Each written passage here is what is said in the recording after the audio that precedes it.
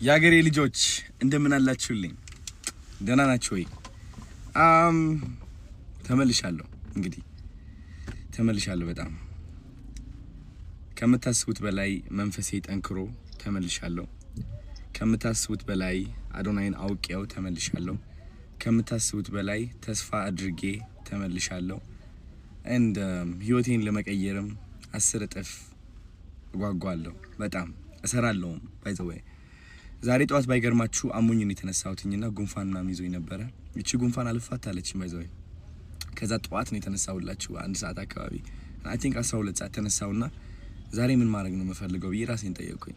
ሁለት ምርጫ ነበረኝ። አንደኛው ምርጫ ምንድነው እኔ ያው በጭንቀት ስላለፍኩኝ በብዙ ችግርና በብዙ መከራ ሳለፍኩኝ ያለፈው ሳምንት ምናምን ዝም ብዬ በቃ አረፍ ብዬ ዘናውዬ ልዋል እና በቃ ምንም ነገር አላድርግ የሚል መልእክት ነበረ።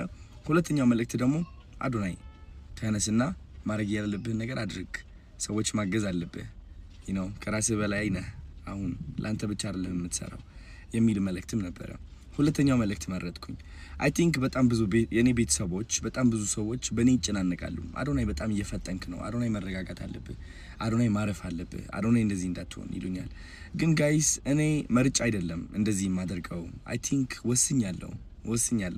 ስኬትን ወስኛለሁ፣ ማደግን ወስኛለሁ፣ ከራስ በላይ መትረፍን ወስኛለሁ። ከራሴ በላይ ለሰዎች መትረፍ ፍላጎት አለኝ ከምታስቡት በላይና በጣም ስኬታማ መሆን ፈልጋለሁ። በጣም ስኬታማ መሆን ስትፈልግ ደግሞ ማወቅ ያለባችሁ ብዙ ምክር ታገኛለህ እንድትረጋጋና ቁጭ እንድትል እና የነሱ ምክር ሰሚ ከሆን ካንተ ደግሞ ያ የምትፈልግበት ደረጃ ላይ መድረስ አትችልም ማለት ነው።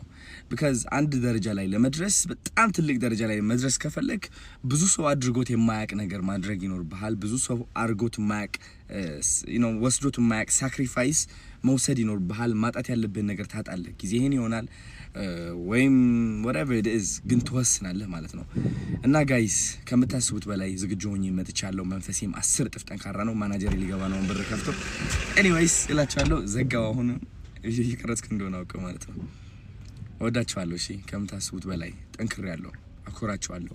ከዚህ በላይ 100 እጥፍ እንሄዳለን። ሰማይ ነው የምንወነጨፈው። ፒስ አይ ይሜ ብርዝና